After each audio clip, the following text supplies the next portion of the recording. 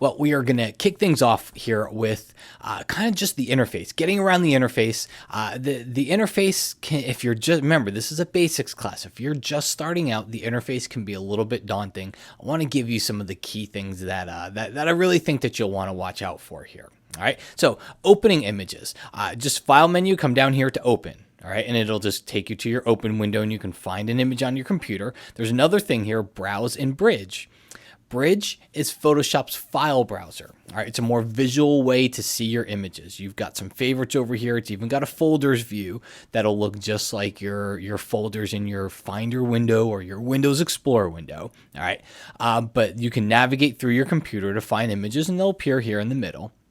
I will tell you this up front, and I'm going to try to do this throughout this class because there's an odd thing happening in the photography community. It's been happening for quite a while, but remember, this class is Photoshop Basics for Photographers. What I'm trying to keep in mind as we go through this course is things that you would do in Photoshop as a photographer.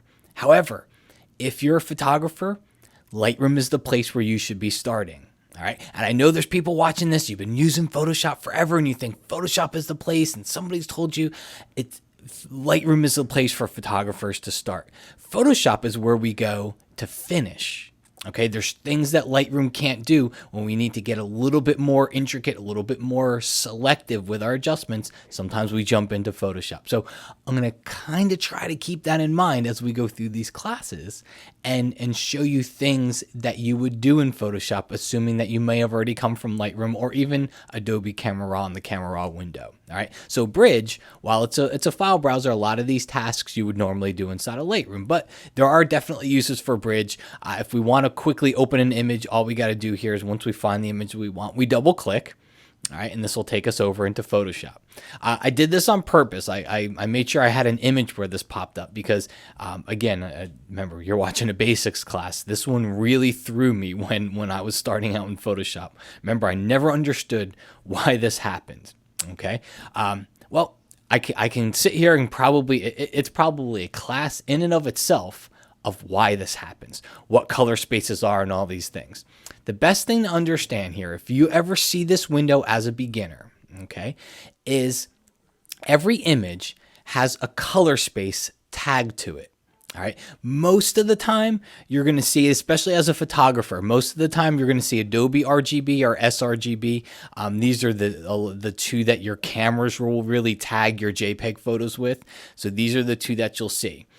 Photoshop is typically set up to work by default with a certain color space. So this whole window gets really scary. You're like, oh, it doesn't match the color, the current working space. What do you do? Here's the thing.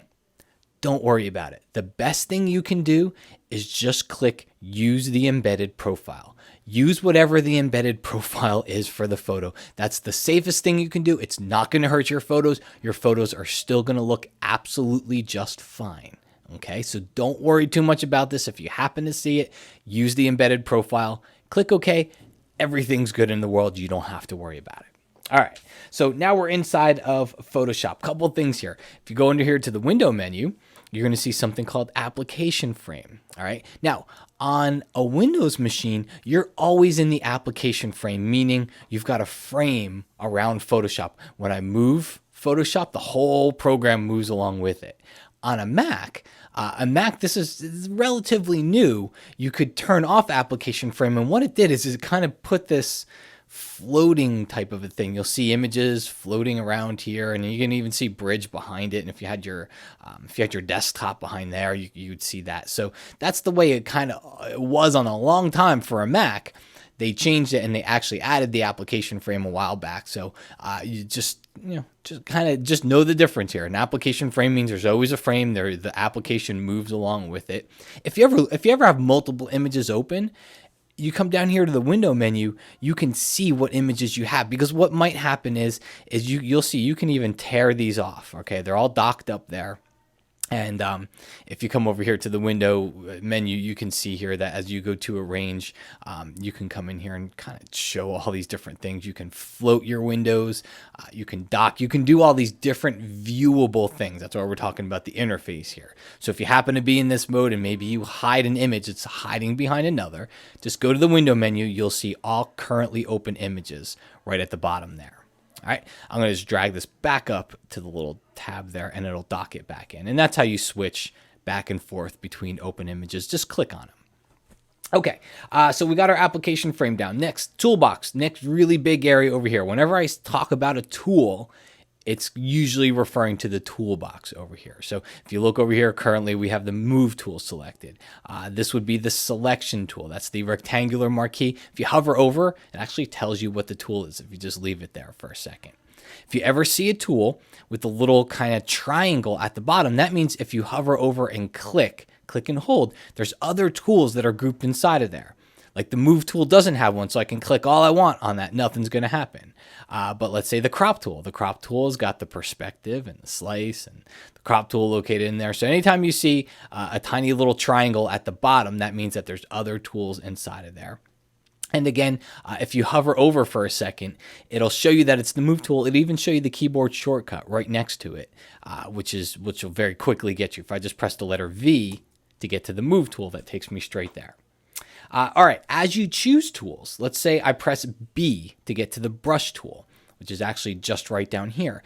This up here, this is called the options bar. It's kind of context sensitive. It's sensitive to whatever tool you have chosen. So the options you see up here will change based on the tool that you have chosen over here. So this is the brush tool. If I go select the gradient tool, you see totally different than it was for the brush tool. So all those options are going to change based on what tool you have.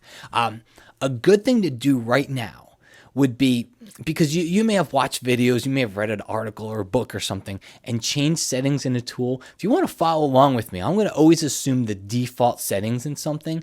You just come right up here to the top left corner. Whatever tool you're on, you're always going to see the tool options right up in the top left corner.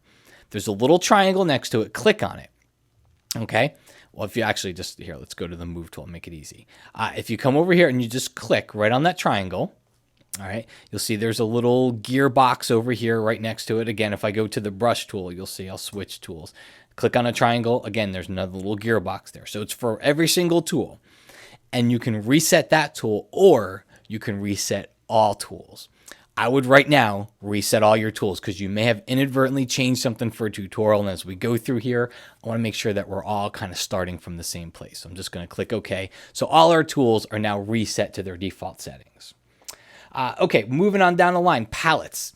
Whenever we're talking about a palette, they're actually called panels. When I learned Photoshop many years ago, they were called palettes, but Adobe changed them to panels. This is a panel, okay? I might still call it palettes, and you may still hear other people call them palettes. Layers panel, the channels panel, the paths panel, palette, whatever you want to call it. They're both, I think they're both widely accepted as you can use them both. But that's what we're talking about here. Whenever I say go to the layers panel, just click on layers. If you're not sure where it is, go to the window menu, and they're all listed right here.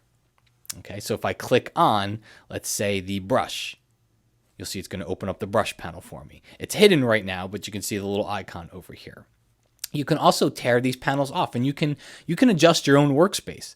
So it's really a personal thing. You'll have people with palettes all over the place. You know, they'll tear things out and there's palettes all over the place because that's the way that they work. And then you'll have people that keep them always nice and tidy, but you can move them around. You can dock them with each other. You can see it, like, as soon as you see the blue outline, that means it'll be docked. And now they'll all move as one with each other. Okay. And then if you want to undock it, just click on it and tear it right off. You can put it back over here with these. If you ever get your interface to the place where you just don't know where anything is anymore, you just want to reset, come up to the window menu, go down to workspace, and then just choose reset essentials. And that'll reset you to the basic default essentials of your workspace. Okay, last thing here, menus. We have a few different menus here. We've got the top menu. All right, so whenever I say go to the file menu, I mean go to the file menu over here, right? But there's another type of menu, and it could get somewhat confusing. And that is, let's say we go to the layer palette.